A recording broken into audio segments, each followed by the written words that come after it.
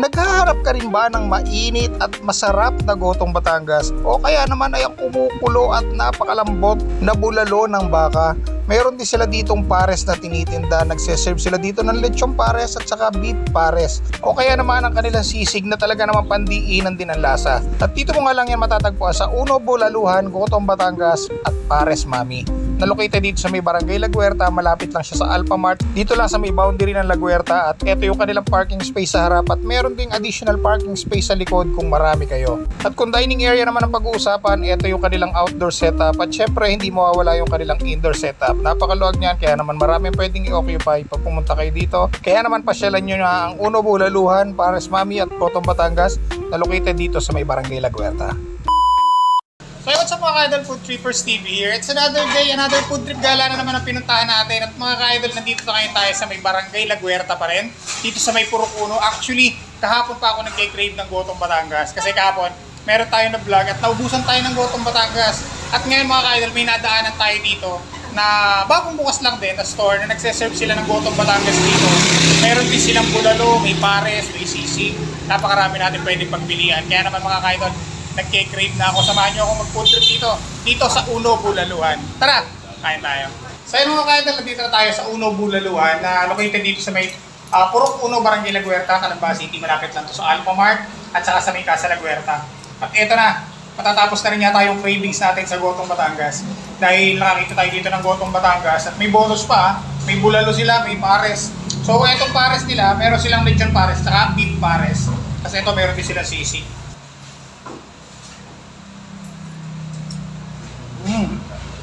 Malasa yung sabaw ah.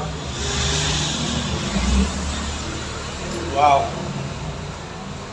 Ayan, meron silang may tuwalya, may balat, tapos may laman loob. So try natin itong laman. Ayan. Sama natin sa kanin. Cheers! Ang lambot din ng laman.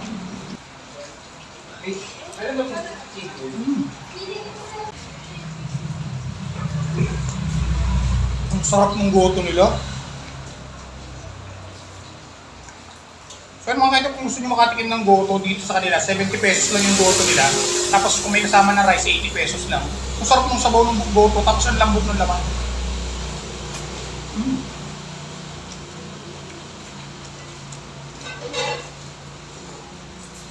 Grabe, goto pa lang. Craving satisfied na ako. So try naman natin itong kanilang lechon pares. So itong lechon pares nila ay 65 pesos with rice. Tapos yung beef pares nila 60 pesos with rice na rin.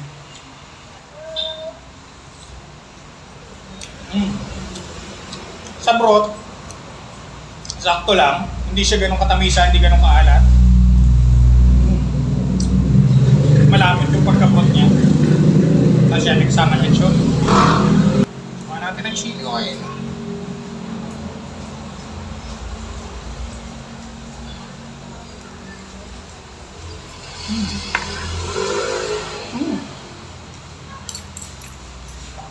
Panalo yung pares nila sa kanin.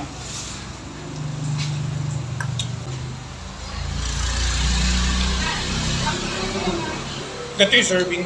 Ayan. Kanya karami yung laman. Try natin itong kanilang sisig for 70 pesos. Ito, gatong karami yung serving ng sisig nila. Lagyan natin ang calamansi.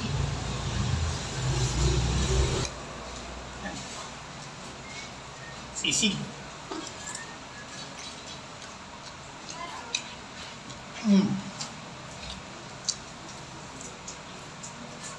Sa sisig nila, kaya naghahalo yung patty at saka yung pagkamiti ng sisig nila. Tapos yung creaminess nila, nung dressing na nilagay nila dito, may pagka soy sauce yung flavor niya. Pero good sa sarap nito sa kanin. Ayan. Tapos dagdagan natin ang chili oil.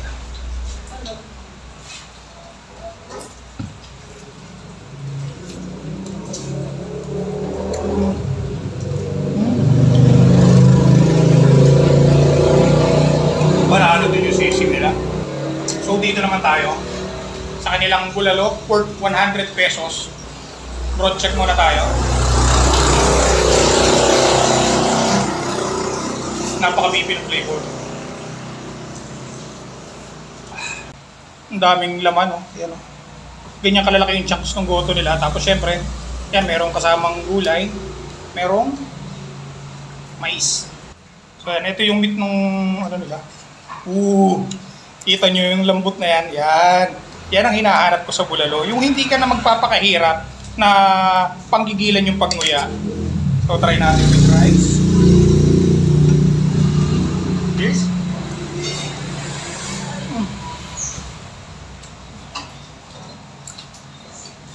Panalo yung bulalo.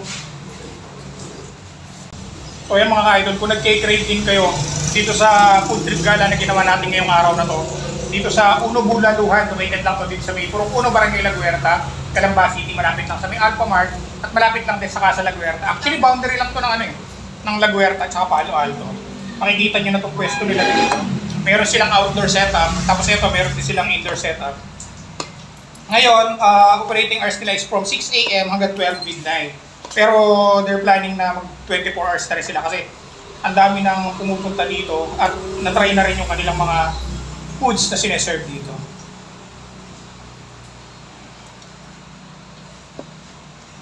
So ayun mga ka-idol, kasama natin ang owner ng Uno Bulaluhan na nagpwesto dito sa may Barangay La Guerta, si Sir Abner. Sir, thank you at natikman ko yung mga foods na sineserve nyo rito. Ano to? Ito pa lang yung branch nyo o meron kayong other branch? Panlima na to. Panglima na? Yes. Nagsimula kami sa Kabuyaw.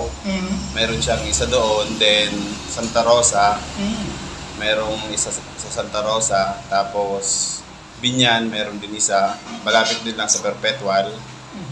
Perpetual Binyan. Then pang-apat, Pasiano. So may Pasiano lang. Tapos ito yung panglima. Rizal Village. Malapit din siya sa Perpetual Calamba. Then, panlima ito. Ito is wala pang 1 month to.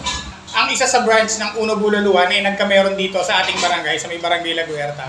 Pero kung hindi naman kayo makapunta dito sa lugar namin, meron din silang branch sa Santa Rosa, meron sila sa Kabuyaw, meron sila sa Binyan, at meron sila sa may Pasiano, dito sa may Perpetual. Rizal Village. Sa may Rizal Village.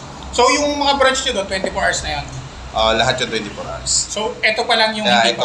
Ito pa lang hindi pa. Pero siguro mga bago magtapos itong buwan 24 hours operation na to. So, dun sa mga naunang branch nyo, sir, puro ganito lang yung sineserve nyo o meron pa kayong other menu na sineserve?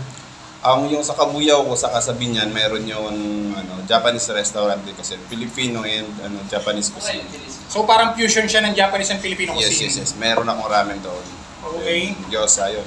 Meron Japanese foods. So, ano yun, sir? Pwedeng matikman din ng mga taga rito sa Calamba? Pwede bang mapupunta na rin dito sa Uno Bulaluhan ng La Guerta yung mga menu nyo na sineserve doon? Well, planning ko hopefully this January, madala ko na rin dito yung ramen. So, siguro, additional na pwesto pa lang din dining para just in case magustuhan ng La Guerta, mayroong ma-accommodate ko sila lahat. Yun, so yan, hindi na kayo para lumayo pa para matikman ang mga sineserve nilang goto, bulalo, pares, may sisig at pagkakamero na rin sila ng ramen station dito sa Uno Bulaluhan. Hopefully this coming January next year. So yan sir, invite mo yung mga viewers natin na pasyalan tong store nyo.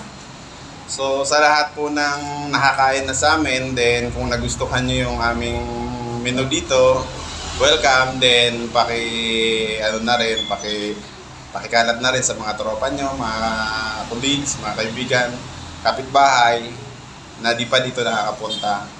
Then yung malapit naman sa area ng Pasiano, mayroon kami doon. Sa Kabuyaw, Barangay Uno, then sa Binyan, malapit sa area. So, welcome po sa Uno Pares, Bulaluhan. Ang dami yung choices mga ka-idol, 5 branch ng Uno Bulaluhan pwede nyo puntahan.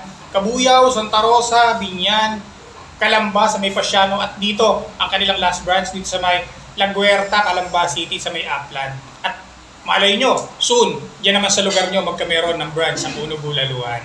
So yan mga ka-idol, maraming salamat sa pagsama nyo sa amin sa food trip gala na ginawa natin dito. Kung nag-crave din kayo dito sa food trip gala na to, pasyal na kayo dito sa Uno Bulaluhan. Open sila from 6 AM hanggang 12 midnight. So paano mga ka-idol, kita-kits tayo sa vlog. See you guys! Hello guys, try our newest X-Troop bag from Zion Tactical. You can check out our Shopee store or visit our page for more info. Zion Tactical, legitimacy, durability and quality at its finest.